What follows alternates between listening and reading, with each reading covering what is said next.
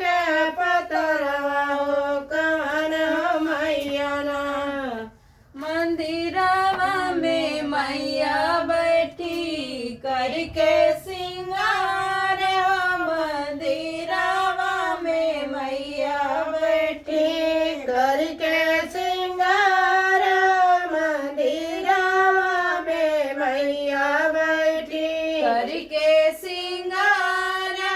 मंदिरवा में मैया बैठी करके सिंगार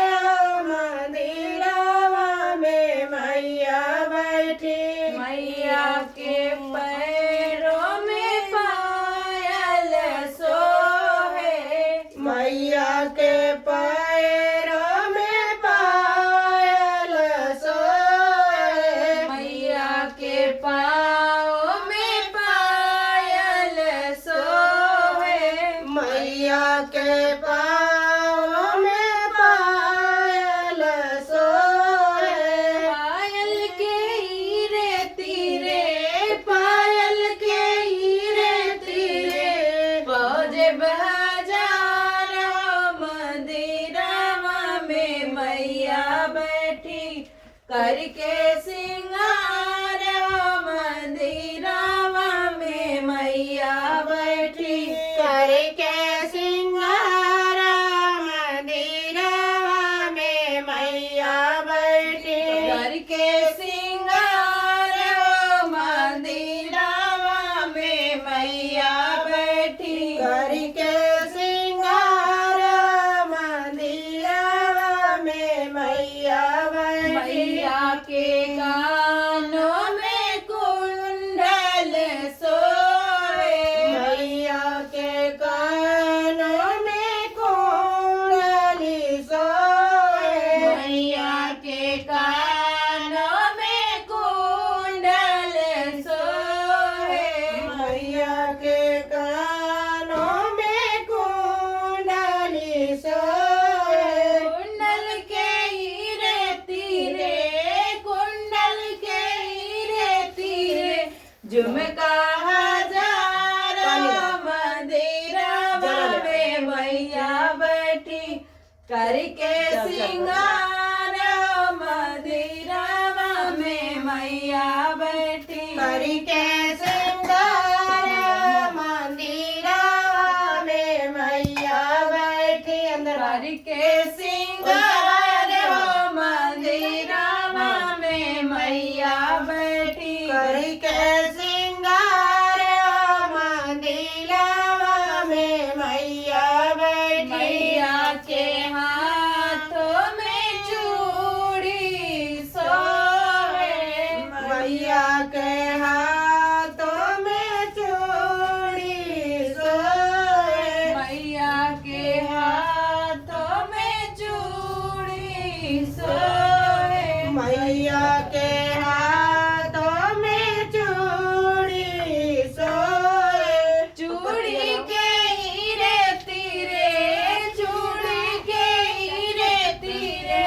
कंगना हजार मंदिरवा में मैया बैठी करके सिंगार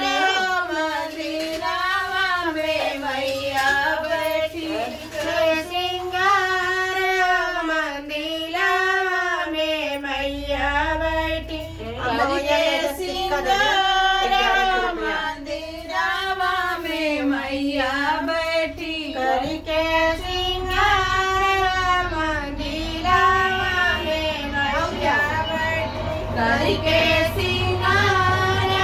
मंदिरवा में मैया बैठी करके सिंगार जगम ले आओ। मंदिरवा में मैया बैठी मैया के माथे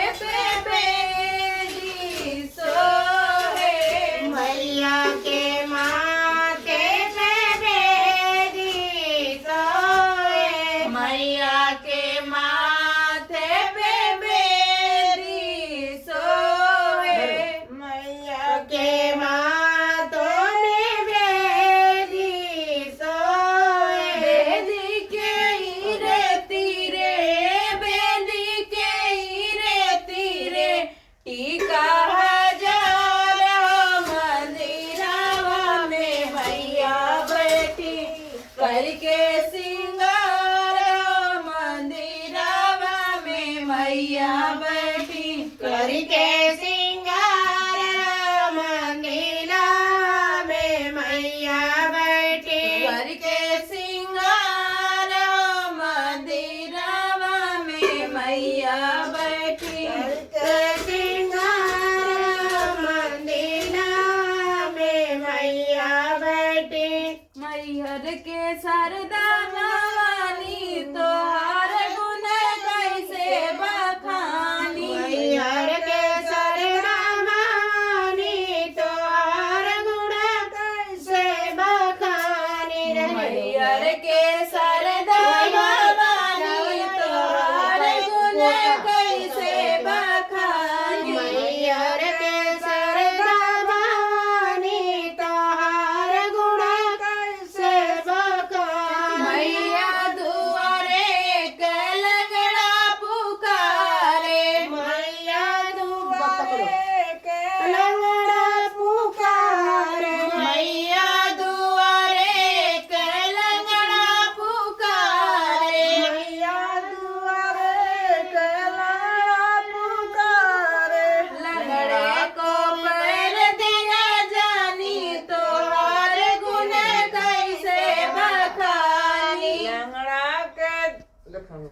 लगड़े को पैर दिया जानी तोहार गुण कैसे बखानी लंगड़ा के पैर दिया जानी तोहार गुण कैसे बखानी मैहर के शारदा भवानी तोहार गुण कैसे बखानी मैहर के सरधा भानी तोहार गुण कैसे बखानी मैया दुआरे के बालक पुकारे मैया दुआरे के बालक पुकारे मैया दुआरे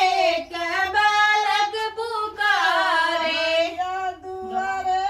के बालक पुकारे बालक को भी दिया जानी तोहार गुण कैसे बखानी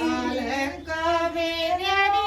जानी तोहार गुण कैसे बखानी बालक को भी दिया जानी तोहार गुण कैसे बखानी बालक के विद्या जानी तोहार गुण कैसे बखानी मैहर का शारदा भवानी तोहार गुण कैसे बखानी मैहर का सरधा भानी तोहार गुण सरधा भानी मैया दुआरे के बालक पुकारे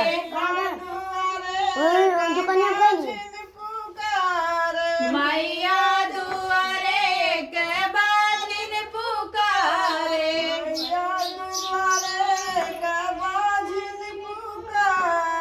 बाजिन को पुत्र देते जानी तोहार गुण कैसे बखानी